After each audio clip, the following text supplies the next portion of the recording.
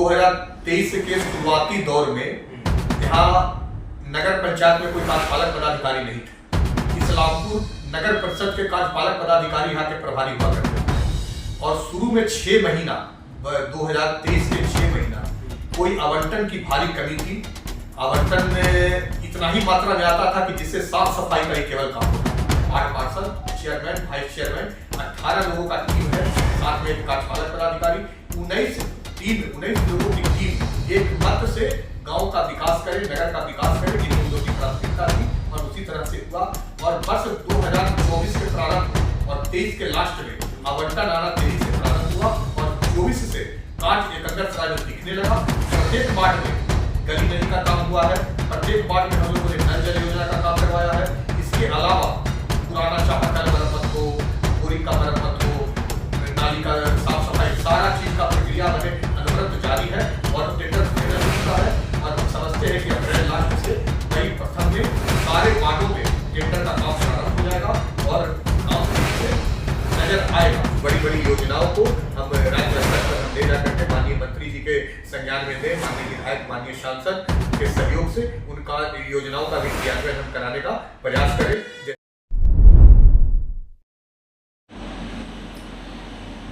बिहार के नवगठित नगर पंचायतों में से एक एकंगरसराय नगर पंचायत भी है। जिस समय नगर पंचायत बना उसके बाद जो है लोगों की ये उम्मीद थी कि नगर पंचायत में बेहतर बदलाव होगा, तेज गति से काम होगा। कमावेश अगर देखा जाए कुछ महीनों को अगर छोड़ दे शुरुआती महीने, तो शुरुआती महीने के बाद एकंगरसराय में तेज गति से काम जरूर दिखी है, पटरी पर काम भी आया है। और इसका श्रेय जो है लगातार जो है वार्ड पार्षद जो है जो पॉजिटिव मूड के साथ काम करते हैं वो वार्ड पार्षद इसका श्रेय चेयरमैन और डिप्टी चेयरमैन को देते हैं। हालांकि कुछ वार्ड पार्षदों का ये कहना है कि डिप्टी चेयरमैन काफी एक्टिव रहते हैं। डिप्टी चेयरमैन के पुत्र हैं राजीव प्रसाद सिंह जी, जो पेशे से 25 साल हो चुका है, दैनिक जागरण में पत्रकार भी रह चुके हैं, आज भी पत्रकारिता कर रहे हैं, आज 25वां वर्षगांठ भी मनाने वाले हैं। तो आपका सबसे पहले लाइव इंडिया में स्वागत है। धन्यवाद। सबसे पहले आपको शुभकामनाएं, 25 साल आपने जागरण में आपको बहुत बहुत शुभकामनाएं। धन्यवाद। एकंगरसराय नगर पंचायत जब बना जी, पहले तो आपका ये था ग्राम पंचायत था, तब भी आप और आपके परिवार वाले सक्रिय थे पंचायत की राजनीति में। अब जो है नगर पंचायत बना तब आप सक्रिय रहे जी। तो कितना बदल पाए हैं आप बतौर डिप्टी चेयरमैन एकंगरसराय में? जैसे बात है कि ग्राम पंचायत के रूप में एकंगरसराय और दनियावा पेंदापुर 2 पंचायत यहाँ थे। तो एकंगरसराय और दनियावा पेंदापुर पंचायत दोनों पंचायत को मिला के नगर पंचायत का गठन हुआ है। तो मैं तो दनियावा पेंदापुर पंचायत का नहीं बता सकता हूँ, लेकिन एकंगरसराय पंचायत के 2016 से 21 तक हमारी माँ जो अभी वर्तमान में डिप्टी मेयर हैं सरिता देवी जी, वह मुखिया थी और उनके 5 साल के कार्यकाल में एकंगरसराय में हर तबके का नीचे से लेके ऊपर तक हर वर्ग के लोगों का विकास हुआ।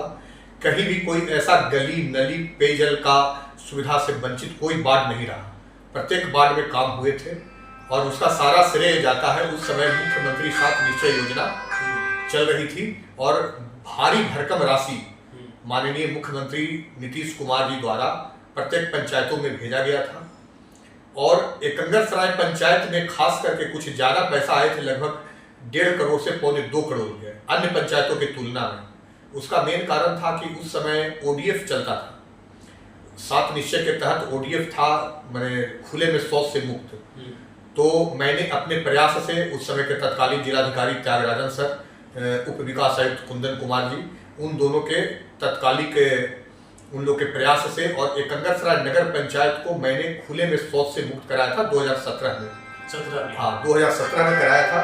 तो 2017 में जब कराया था तो उसके बाद राज्य सरकार द्वारा विशेष राशि के रूप में लगभग 1.5 करोड़ रुपया एकंगरसराय पंचायत को दिया गया था। राशि रहने के कारण कोई ऐसा वार्ड नहीं था जिसमें कि कार्य नहीं हुआ और सही तरीके से सारा कार्य हुआ। मतलब उसमें जहां भी दिक्कत अगर कोई गली नली अगर एकंगरसराय पंचायत में उस समय छूटा था तो उसका मुख्य कारण था आपसी विवाद और लोगों ने काम नहीं करने दिया, उसके चलते काम रुक गया था। मैंने आवंटन की कमी और राशि की कमी कभी नहीं हुई।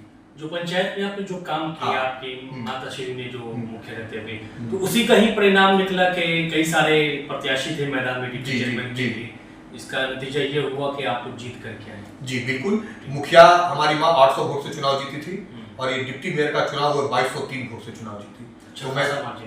तो मैं तो ये जरूर कहूंगा कि 5 साल के जो कार्यकाल में जनता के प्रति इन्होंने जवाबदेही के साथ जो काम किया उसका परिणाम ही देखने को हम लोग को मिला। अब कितनी जवाबदेही बढ़ गई है आपकी? अब मेरी जवाबदेही तो है कि मुख्य पार्षद और उप मुख्य पार्षद का चुनाव डायरेक्ट राज्य सरकार ने जनता के द्वारा करवाया है। तो अब जवाबदेही है कि 16 वार्ड के प्रति हमारी जवाबदेही बनती है। जिस तरह मुख्य पार्षद का 16 वार्ड के प्रति जवाबदेही है, मेरी भी जवाबदेही 16 वार्ड के प्रति है। जब आप लोग चुनाव जीत करके आए तो लगातार कुछ महीना ऐसा रहा जब कार्य नहीं हुआ। खबर तो ये भी है कि ये मुख्य पार्षद और डिप्टी चेयरमैन जो है उन लोगों के बीच थोड़ा सा विवाद हुआ चला। नहीं, ऐसा जो खबर है ये उड़ती हवा का खबर है, कोई ऐसा बात नहीं था। बात ये था कि जब 2022 के लास्ट में चुनाव हुआ, 2023 के शुरुआती दौर में यहाँ नगर पंचायत में कोई कार्यपालक पदाधिकारी नहीं थे। इस्लामपुर नगर परिषद के कार्यपालक पदाधिकारी यहाँ के प्रभारी हुआ करते थे और शुरू में 6 महीना 2023 के 6 महीना कोई आवंटन की भारी कमी थी। आवंटन इतना ही मात्रा में आता था कि जिससे साफ सफाई का ही केवल काम होता था। विकास योजना के लिए गली नली के लिए आवंटन नहीं आता था और कम आता था। इसके चलते काम नहीं हुआ। और जहां तक विवाद की बात है तो विवाद जहां एक जगह घर में लोग रहेंगे तो किसी न किसी बात पर थोड़ा बहुत तो टंटुन होता है, लेकिन कोई विवाद ऐसा विवाद नहीं था कि जिससे विकास कार्य बाधित हुआ है। हम लोग का बस सिर्फ इतना ही मानना था कि 16 वार्ड पार्षद, चेयरमैन, वाइस चेयरमैन, 18 लोगों का टीम है, साथ में एक कार्यपालक पदाधिकारी, 19 लोगों की टीम एक मत से गांव का विकास करे, नगर का विकास करे, यही हम लोग की प्राथमिकता थी और उसी तरह से हुआ। और बस 2024 के प्रारंभ में और 23 के लास्ट में आवंटन आना तेजी से प्रारंभ हुआ और 24 से कार्य एकंगर सराय में दिखने लगा। प्रत्येक वार्ड में गली नली का काम हुआ है, प्रत्येक वार्ड में हम लोगों ने नल जल योजना का काम करवाया है। इसके अलावा पुराना चापाकल मरम्मत हो, बोरिंग का मरम्मत हो, नाली का साफ सफाई, सारा चीज का प्रक्रिया बने अनवरत जारी है और काम दिख रहा है। कुछ काम में कमी होने का मेन कारण हो गया कि करीब 2.5 करोड़ रुपया का हम लोगों ने 24 योजना का टेंडर करवाया था। तो टेंडर में ऐसा हुआ कि कंपटीशन के दौर में सारे अभिकर्ताओं ने 20%, 25% लेस करके टेंडर डाल दिया और जब उन्हें बाद में आभास हुआ कि अब ये टेंडर तो मैंने प्रतिष्ठा में डाल दिया, टेंडर हो जाने के बाद हम लोग काम क्या करा पाएंगे, तो वो लोग टेंडर काम कराने से इनकार कर गए, जिसके चलते लगभग 8 से 9 महीना टेंडर का काम बाधित रहा। तो पुनः कैंसिल होने के बाद हम लोगों ने उस टेंडर को पुनः टेंडर करवाया और अब वो टेंडर फाइनल हो चुका है और हम समझते हैं कि अप्रैल लास्ट से मई प्रथम में सारे वार्डों में टेंडर का काम प्रारंभ हो जाएगा और काम तेजी से नजर आएगा। और इसके अलावे अभी वर्तमान नवगठित नगर विकास मंत्री माननीय जीवेश कुमार मिश्रा जी ने पदभार ग्रहण किया है। उनके पदभार ग्रहण के बाद लगभग 1.5 साल से लंबी लगभग 4.5 करोड़ की योजना, जो कि राज्य योजना, छोटा योजना 15 लाख 20 लाख का जो योजना होता है हम लोग नगर पंचायत अपने एकंगर सराय से ही करवाते हैं, लेकिन भारी भरकम राशि का जो जनहित का बहुत बड़ा योजना होता है उसका राज्य योजना से आवंटन होता है और एक मुख्यमंत्री समग्र विकास योजना से आवंटन होता है।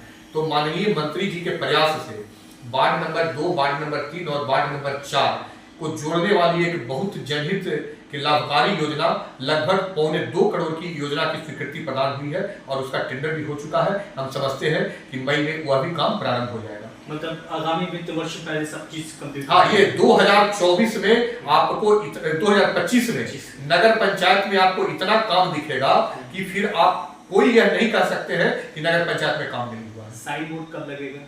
साइन बोर्ड का जो है कि जानकारी के अभाव में कुछ जो काम हुआ वो काम के में लोगों को जानकारी के अभाव में साइन बोर्ड नहीं लग पाया था। ये हम लोग के संज्ञान में आया है और हम लोगों ने कार्यपालक पदाधिकारी ने सभी एजेंसी को निर्देशित किया है कि टोटल जो काम हुआ है सभी काम में साइन बोर्ड आप लगवाइए और अगला जो भी काम होगा उसमें जब तक साइन बोर्ड नहीं लगेगा, उसका फोटो नहीं लगेगा, तब तक अभिकर्ता को भुगतान नहीं किया जाएगा। स्ट्रीट लाइट कब लगेगा? स्ट्रीट लाइट लगाने का प्रस्ताव हम लोग के पास है, लेकिन दिक्कत आ रही है, हम लोग के साथ परेशानी आ रही है कि हम लोगों ने जब उसका सर्वे कराया 16 वार्ड में तो लाइट लगाने के लिए मेरे पास पैसा है, इसमें कहीं कोई दिक्कत नहीं है, लेकिन दिक्कत है कि प्रति माह लगभग 6 से 7 लाख रुपया बिजली बिल उसका लगना है। विद्युत विभाग से हम लोगों ने संपर्क किया, तो प्रति माह देने के लिए हम लोग के पास संसाधन की कमी है, आंतरिक संसाधन में हम लोग के पास पैसा नहीं है। तो हम लोगों ने विचार किया है, बोर्ड ने, नगर पंचायत के बोर्ड ने ये बैठक से सर्वसम्मति से पास किया है कि होल्डिंग टैक्स और अन्य संसाधन बढ़ाने के लिए स्थानीय स्तर पर कुछ हम लोग काम करें और उस पैसा से ही हम लोग उसका बिल का भुगतान करेंगे। इस प्रक्रिया में हम समझते हैं कि 2 से 3 महीना लगेंगे। 2 से 3 महीना में लाइट की भी प्रत्येक वार्ड में लाइट लगाने का काम किया जाएगा। होल्डिंग टैक्स बढ़ाने को लेकर बढ़ाने को नहीं, होल्डिंग टैक्स अभी यहाँ चालू ही नहीं हुआ, नहीं हुआ। होल्डिंग टैक्स चालू करना है, बढ़ाना नहीं है, चालू करना है। साफ सफाई के मामले में अगर देखा जाए तो साफ सफाई तो हो रहा है कई सारे जगह पर, तो फिसड्डी लग रहा है कंकड़सराय नगर पंचायत, क्या दिक्कत है? दिक्कत इसमें है, देखिए, साफ सफाई मानव उत्थान सेवा समिति बगहा की एक एजेंसी है जिसको नगर पंचायत द्वारा साफ सफाई का जिम्मेवारी दिया गया है। उसके कर्मियों द्वारा स्थानीय स्तर पर सफाई कर्मी को रख करके सफाई कराया जाता है। प्रत्येक वार्ड में 3 से 4 सफाई कर्मी की नियुक्ति की गई है, लेकिन वह सफाई कर्मी की लापरवाही के कारण सफाई कार्य में त्रुटि नजर आती है। उन लोगों को 8 घंटा काम करना है, लेकिन वो 3 से 4 घंटा में काम करके चले जाते हैं। अच्छी खासी संख्या में उसमें महिला सफाई कर्मी है, जितना पुरुष सफाई कर्मी अगर काम करते हैं उससे कम महिला करते हैं। ऐसी स्थिति में सफाई कर्मी में त्रुटि है, मैं यह मानता हूं, और हम लोग इसको सुधारने के लिए 1-2 बार प्रयास भी किया, लेकिन ऐसा होता है कि आजकल यूनियनबाजी बहुत ज्यादा होता है। सफाई कर्मियों का एक यूनियन है, और जब हम लोग कड़ा कदम उठाते हैं तो हम लोग अनिश्चितकालीन हड़ताल पर चले जाते हैं। ऐसे में तो अच्छा खासा बजट भी जा रहा है। हाँ, बजट जा रहा है, लेकिन इस पर हम लोगों ने बहुत कंट्रोल किया है, और कंट्रोल किया है तो हम समझते हैं कि धीरे धीरे वो मैंने सुधार हो रहा है, और आगे आने वाला समय में भी सुधार हो। डस्टबिन वगैरह नया वाला डस्टबिन नहीं लगा अभी तक? नहीं, डस्टबिन हम लोगों ने सभी जगह दिया है, चुनिंदा जगहों पर नहीं। चुनिंदा जगह में बाजार में दिक्कत क्या है कि बाजार में डस्टबिन हम लोग देते हैं ना, तो अगल बगल का जो आमने सामने का जो दुकानदार होता है वो उस पर क्रिया प्रतिक्रिया करके कहते हैं कि हमारे दुकान के आगे डस्टबिन मत रखिए, उससे गंदगी फैलेगा। तो जहाँ जहाँ जगह हम लोग को मिलता है वहाँ हम लोग डस्टबिन देते हैं, और अगर कहीं डस्टबिन का किसी को आवश्यकता है तो हम लोगों ने खुले रूप से कह चुके हैं कि जिनको भी जरूरत है वह नगर पंचायत कार्यालय में संपर्क करें, वहाँ के वार्ड पार्षद से संपर्क करें, मुख्य पार्षद से संपर्क करें, उप मुख्य पार्षद से संपर्क करें, वहाँ डस्टबिन की व्यवस्था कराई जाएगी। हम लोग के स्टॉक में अभी बहुत सारा डस्टबिन रखा हुआ है। अच्छा, जिन लोगों को जरूरत है सड़क हाँ, वो ले सकते हैं घर के बाहर। हाँ, तब ये मान लिया जाए कि आगामी 2.5 साल आप लोगों के पास बचा है, जी, तो बेहतर बदलाव होगा कंकड़सराय में, क्योंकि बड़ा तेज गति से काम हो रहा है कंकड़सराय। जी, बिल्कुल एकदम होगा, और हम चाह रहे हैं कि आने वाले समय में और कुछ बड़ी बड़ी योजनाओं को हम राज्य स्तर पर हम ले जा करके माननीय मंत्री जी के संज्ञान में दें, माननीय विधायक, माननीय सांसद के सहयोग से उनका योजनाओं का भी क्रियान्वयन हम कराने का प्रयास करें। जैसा कि जहानाबाद रोड में दक्षिण तरफ नाला नहीं था, तो नाला नहीं था तो वह नाला लगभग 75 लाख रुपए का आवंटन हो चुका है। इसी तरह भी वर्तमान में बिहार शरीफ रोड में आपको ये उत्तर साइड में नाला नहीं है, तो इस नाला का भी हम लोगों ने प्रयोजन बनाया है, इसका भी हम लोगों को काम करने के लिए। और फिरोजा शुद्ध तालाब है यहाँ बोलते हैं, वहाँ छठ पर उसके भी जीर्णोद्धार के लिए हम लोगों ने प्रस्ताव तैयार किया है। तो आने वाले समय में गली नली पेयजल और एवं सौंदर्यीकरण के सवाल पर हम लोग बहुत सारे काम करने वाले हैं। पार्क भी बनने वाला है, पार्क बनने का एकदम प्रस्ताव है, उसके लिए आवंटन भी है, लेकिन दिक्कत यह है कि टाउन के आसपास कहीं भी जमीन उपलब्ध सरकारी नहीं मिल पा रहा है। इसके चलते कार्य रुका हुआ है। जमीन मिलता है तो देहात वाले वार्ड में मिलता है, तो वहाँ पार्क की उपयोगिता कम रहती है। इसलिए हम लोग प्रयासरत है कि कोई जमीन टाउन में ही कहीं ढंग का मिले तो उसमें पार्क बनाए। अच्छा, एक बड़ी चुनौती है कंकड़सराय में, कंकड़सराय चौराहा जो है जाम रहता है, तो जी, कंकड़सराय वासियों को जाम से मुक्ति कब मिलेगी? बाजार में अतिक्रमण भी रहता है, आप देख रहे हैं। जी, तो इन सब चीजों को लेकर के मास्टर प्लान नगर पंचायत के पास है? नगर पंचायत ने मास्टर प्लान तैयार किया था, उसके लिए वेंडिंग जोन भी जहानाबाद रोड में बनाया गया था, और वो वेंडिंग जोन में जो सब्जी विक्रेता, फुटकर जो विक्रेता है, जो चौक पर जिनसे अतिक्रमण होता है, ऐसा नहीं है कि अतिक्रमण नहीं होता है, तो अतिक्रमण उन लोगों को वहाँ ले जाने का प्रयास किया गया, क्योंकि चूंकि जगह कम था और सब्जी विक्रेताओं की संख्या काफी अधिक है, तो वहाँ लोगों ने जाने से इनकार कर दिया था। तो हम लोग ये प्रयास में हैं कि कहीं उपयुक्त जगह देख करके उन लोग को स्थानांतरित करेंगे। और जो बाजार का जाम है, ऐसा नहीं है कि सिर्फ अतिक्रमण में वो फुटकर विक्रेताओं से ही अतिक्रमण है, स्टैंड की भी कमी, स्टैंड की भी कमी है। कंकड़सराय में बस स्टैंड नहीं है। उसके अलावे कंकड़सराय चौक के आसपास 5 राष्ट्रीयकृत बैंक है, और बैंक के में जो ग्राहक जाते हैं वो मोटरसाइकिल वगैरह बाजार बैंक के आगे रोड पर ही लगा देते हैं, जिसके चलते भी होता है।